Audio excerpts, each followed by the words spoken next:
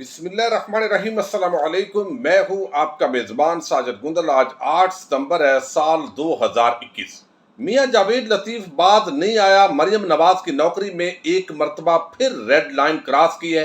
Election commission نے electronic voting machine کے حوالے سے 37 اعتراضات اٹھائے ہیں۔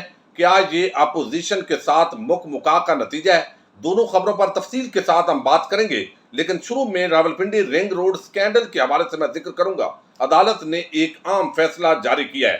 پچھلے دنوں راولپنڈی رنگ روڈ سکینڈل کے بڑے چرچے تھے اور ہم نے دیکھا اس کے اندر وفاقی وزراء اور معاون خصوصی زلفی بخاری کا بھی نام آ رہا تھا۔ بعد ازاں وزیر اعظم نے چونکہ خود ہی اس معاملے کو اٹھایا اور تفتیش کروائی تو پتہ چلا کہ ان کا نام اس کے اندر ناجائز طور پر بعض لوگوں نے ڈالنے کی کوشش کی ہے۔ لیکن اس کے اندر جو کمشنر راولپنڈی ہیں، جو سابق کمشنر راولپنڈی ہیں محمد محمود، اور پروجیکٹ ڈائریکٹر وسیم تابش، ان دونوں کی درخواست ضمانت انہوں نے دائر کی۔ جب جوڈیشل ریمانڈ پر یہ جیل میں گئے تو اب اینٹی کرپشن کورٹ نے ان کی درخواست ضمانت کو مسترد کر دیا ہے۔ چونکہ معاملہ ہے اربوں روپے کا اور بادی نظر کے اندر عدالت یہ سمجھتی ہے کہ سفیشینٹ ایویڈنس موجود ہے اس منصوبے کو جو نقصان پہنچایا گیا ہے، اور قومی خزانے کا یہ نقصان تھا، اور کچھ انڈیویجولز جن کی ہاؤسنگ سوسائٹیز تھی ان کو اربوں روپے کا فائدہ پہنچایا گیا ہے۔ یقینی طور پر اس کے اندر کک بیکس اور کمیشن کا ایک بڑا معاملہ ہے، تو ان کی درخواست ضمانت کو مسترد کر دیا گیا ہے۔ مزید جو بھی اس حوالے سے اپڈیٹس ہوں گی اس پر ہم بات کرتے رہیں گے۔ اب الیکشن کمیشن آف پاکستان، کئی مرتبہ ہم نے ایسے دیکھا کہ اپوزیشن خاص طور پر مسلم لیگ نون اور الیکشن کمیشن ایک پیج پر ہوتے ہیں۔ یہ اتفاق ہے یا یہ کوئی مکا ہے؟ یہ تو بات آپ ناظرین جو ہے اس پر بات کر سکتے ہیں، لیکن میں آپ کے سامنے چند حقائق رکھوں گا۔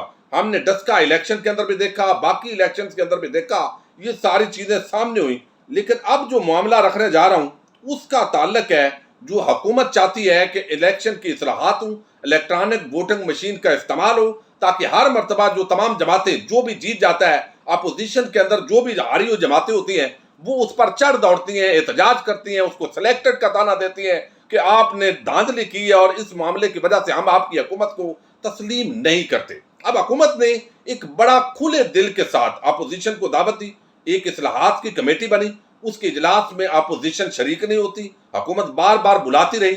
اب الیکٹرانک ووٹنگ مشین کا معاملہ آیا تو اپوزیشن جماعتوں کو بلایا گیا، بھئی آئیے آپ بات کیجئے، اس مشین کو چیک کیجئے، دلیل کے ساتھ بات کر لیں، اگر دلیل آپ کی قوی ہے تو کوئی بات نہیں، ہم مان لیں گے، لیکن کوئی نہ کوئی ایسا طریقہ بتائیے جس ذریعے سے یہ جو الیکشن ہونے کے بعد کوئی بھی دوسرے پر دھاندلی کا الزام نہ لگائے۔ لیکن نون لیگ پیپلز پارٹی دھاندلی ختم نہیں کرنا چاہتی۔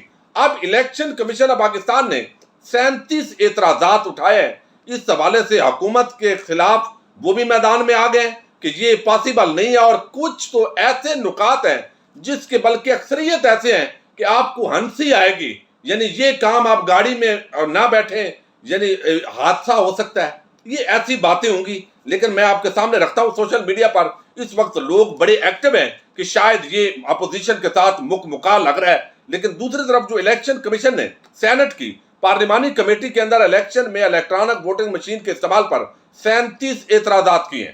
اب 37 اعتراضات کے اندر جو تفصیلی رپورٹ ہے وہ سینٹ کی کیما کمیٹی میں جمع کروائی گئی ہے، وہ میں آپ کے سامنے رکھتا ہوں۔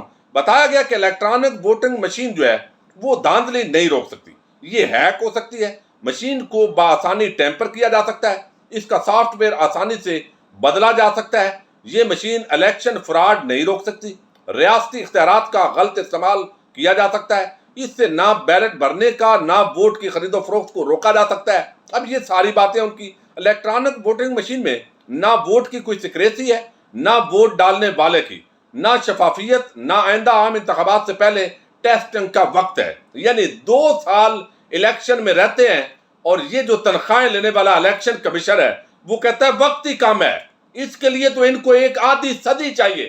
اب وہ کہتے ہیں یہ چیک کرنے کا ہمارے پاس وقت ہی نہیں ہے، اور نہ شفافیت ہے، اور نہ آئندہ انتخابات سے پہلے ٹیسٹنگ کا وقت ہے، نہ اسٹیک ہولڈرز متفق ہیں، اپوزیشن جماعتیں اور دیگر وہ کہتے ہیں حکومت اور ادارے متفق نہیں ہیں، نہ عوام کو اعتماد ہے اور نہ ہی ملک بھر کے لیے فنڈنگ دستیاب ہے۔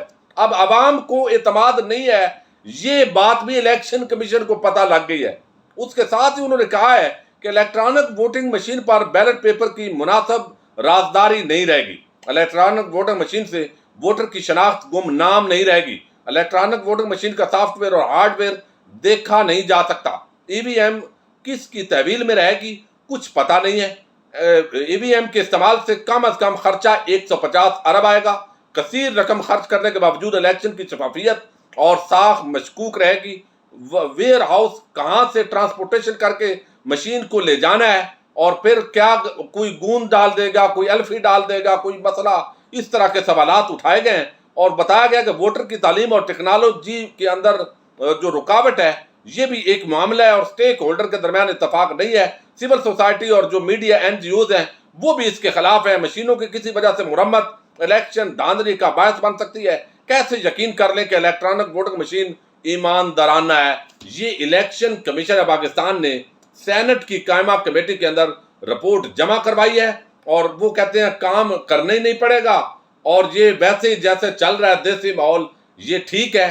लेकिन इलेक्शन कमीशन ने कोई तजवीज नहीं दी कि हम चूंकि इदारा है इलेक्शन करवाने वाला, हमारे उस वक्त हुक्म के मुताबिक फौज पुलिस सारे इदारे काम करना शुरू करते हैं, तो कल को अगर धांधली होती है तो इसके जवाबदार हम होंगे। आपने हमारा गिरबान पकड़ना है चूंकि इलेक्शन कमीशन जिम्मेदार है नहीं। यानी अजीब किस्म का इस मुल्क के अंदर जो है वो सिस्टम है और जब बदलने की बात होती है तो उस वक्त इस तरह के लतीफे शुरू हो जाते हैं। वो आप चलेंगे यानी कोई अल्फी डालेगा, कोई गूंद डाल देगा, फिर वो निकलेगा नहीं, मशीन खराब हो जाएगी।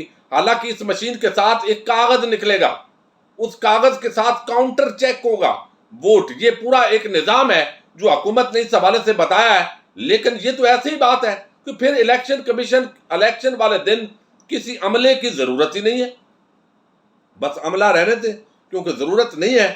फिर तो यानी भाई आप वहां खड़े हैं तो आपने बताना है ये मशीन इस तरीके से इस्तेमाल होनी है। वहां पर फौज होती है, पुलिस होती है, रेंजर होती है, बाकी सिक्योरिटी फोर्सेस और टीचर्स होते हैं, अमले की खिदमात ली जाती हैं, उन्होंने गाइड करना है, आपने उसको टैली करना है और ये सारी चीजें आप कौम को सिखाएंगे तो वो सीखेंगे। लेकिन उन्होंने कहा है जी इससे काम करना पड़ेगा, 2 साल है, वक्त थोड़ा है, इंतखाबात करीब है, लिहाजा ये काम हम नहीं कर सकते। और ये फजल रहमान मरियम नवाज जो वो उनका एक स्टांस था वही आज इलेक्शन कमीशन का स्टैंड है। मीडिया के अंदर जो प्रोपोगेट होता है उसके असरात इस पूरे जो इतराजात है उनमें नजर आते हैं। अपोजिशन जो रोज बयान देती है और वो कहते हैं हम नहीं होने देंगे, वो भी उसके अंदर नजर आ रहा है। अब इसका एक ही तरीका है कि एक ऐसी शिक पास हो कि कल को अगर धांधली हुई, किसी ने शोर मचाया तो गिरबान पकड़ा जाएगा इलेक्शन कमीशन का, जबकि ये नहीं हो सकता।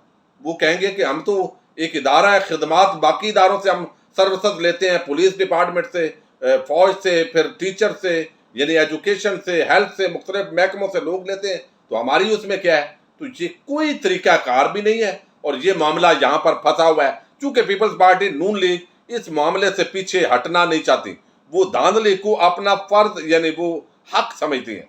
अब एक बड़ी जो डेवलपमेंट है उसका ताल्लुक है हमारे जो मरियम नवाज के बड़े करीबी साथी हैं, आपको इल्म है, और वो हैं जावेद लतीफ़। इससे कबल वो एक टीवी प्रोग्राम के अंदर बात कर रहे थे जहां उन्होंने मशरक़ी पाकिस्तान का जिक्र किया, जहां पर उन्होंने बात की थी कि जनाब अगर मियाँ नवाज शरीफ को हकूक ना दिए गए और मरियम नवाज के साथ जिस तरह किया जाता है, खुदा न खास्ता मरियम को कुछ हुआ तो मशरक़ी पाकिस्तान पहले भी बना था और अब मशरक़ी पाकिस्तान जो है वो बन सकता है। और ये पाकिस्तान के लिए बड़ी खतरनाक उन्होंने धमकी दी कि जैसे शरीफ खानदान, अगर हम ये इस हक में तो नहीं है कि नाजायज तौर पर कोई बंदा असला उठाए और खुदा न खास्ता ऐसे कर दे, लेकिन अगर उनको कुछ हो गया और उनके कोई अपने जाती मामला हुआ, कोई दुश्मनी हुई, तो ये पाकिस्तान टूट जाएगा, ये उन्होंने धमकी दी। उस पर उनके खिलाफ मुकदमा हुआ, गिरफ्तारी हुई और वो चीजें फिर जमानतें तो इस मुल्क के अंदर हो जाती हैं और सॉफ्टवेयर उनका अपडेट बहरहाल नहीं हो सका। अब जो है वो एक कमेटी के चेयरमैन है जो मीडिया के हवाले से जो राइट्स हैं उनके हवाले से जो बात करती है। अब ये जो है इस कमेटी के चेयरमैन है कायमा कमेटी के, और मीडिया कंट्रोल अथॉरिटी का जो बिल है वो इस कमेटी के सामने ज़हर आया, यहाँ पर डिस्कशन हुई और पिछले दिनों मैंने आपके सामने खबर रखी थी जिसके अंदर फवाद चौधरी और जो वज़ीर ममलकत हैं फ़रग नसीम साहब, फ़रग हबीब साहब सॉरी, तो उनके हवाले से जो है वो बड़ी आम बातें हुई। वहाँ पर कुछ मीडिया के सहाफ़ी थे और फवाद चौधरी ने पूछा जनाब آپ تو صحافی ہیں ہی نہیں، آپ تو نون لیگ کے نوکر ہیں، تو آپ ورکر ہو کر کیسے صحافی ہو سکتے ہیں؟ تو یہ سوالات اٹھائے گئے تھے۔ اب اس کا اس دن تو نارمل بات کی، چونکہ یہ ہیڈ کر رہے تھے قائمہ کمیٹی کو، لیکن آج جاوید لطیف نے ایک پریس بریفنگ دی ہے، اور یہ میٹ دا پریس وہاں پر اکٹھے ہوئے ہیں۔ آج کل جو صحافی ہیں وہ اس حوالے سے ایکٹیو ہیں، چونکہ جتنے بھی اینکر حضرات ہیں اور میڈیا مالکان، ان کا اتفاق ہے کہ ہم نے یہ بل پاس نہیں ہونے دینا، ورنہ ہماری جو جھوٹی خبریں ہیں وہ پکڑی جائیں گی۔ اب یہ یہاں پر انہوں نے گفتگو کی، لیکن پھر وہی باتیں کی۔ اگر جب گرفتاری کے بعد ان کا سافٹ ویئر اپ ڈیٹ ہو جاتا تو یقیناً یہ باتیں نہ کرتے۔ تو یہ المیہ یہ ہے کہ یہاں پر کوئی اربوں خربوں روپے لوٹ کر منی لانڈرنگ کر لے، اس کے بعد بھی وہ دھڑلے کے ساتھ روز بھاشن دیتا ہے اور اس ملک کے اداروں کو ٹارگٹ کرتا ہے، اور وہ عدالتیں ان کو ریلیف دیتی ہیں جو بھی سامنے شہادت ہوتی ہے۔ اب انہوں نے اور وہی باتیں کی، وہی مشرقی پاکستان کا پھر ذکر کیا ہے، پھر اسی طرح پاکستان کی جو آرمی چیف ہیں، D G I S I ہیں، جو فوجی لیڈرشپ ہے، اس پر انہوں نے اٹیکس کیے ہیں۔ اس کے اندر وہ کہتے ہیں جناب کہ یہاں جو بل ہے وہ صرف میڈیا کی آزادی کا بل نہیں ہے، میڈیا پر جب بھی پابندیاں لگی نتائج ملک کو بھگتنا پڑے۔ اب چونکہ صحافیوں نے ان کو اٹھایا ہوا ہے، چھوٹے چھوٹے لوگوں کو، وہ بھی اب ان کے بن کے تو آگے زبردست جو ہے وہ کر رہے ہیں۔ انہوں نے کہا کہ جمہوریت، احتساب، انتخابات اور نتائج کنٹرول کرنا چاہو گے تو پھر ماضی کے حالات بھی ذہن میں رکھنا ہوں گے۔ یہ اب ملک کی اسٹیبلشمنٹ کو، فوجی لیڈرشپ کو وہ سنا رہے ہیں۔ انہوں نے کہا کہ ہم مشرقی پاکستان سے کوئی سبق نہیں سیکھا، یعنی وہ کہتے ہیں کہ ہر چیز کو کنٹرول کیا جائے گا تو نتائج کو کوئی بھی کنٹرول نہیں کر سکے گا۔ کیا غلطی کی نشاندہی غداری کے زمرے میں آتا ہے؟ لہذا ہمیں غدار بنایا جاتا ہے، اور مشرقی پاکستان بن سکتا ہے اگر نتائج کو، الیکشن کو کنٹرول کیا گیا۔ تو ہمارے جو لوگ ہیں وہ فوجی، انہوں نے لیڈرشپ کی طرف اشارہ کیا کہ ایک طرف آئین کو توڑتے ہیں اور پھر شب خون مار کر قبضہ کرتے ہیں اقتدار پر۔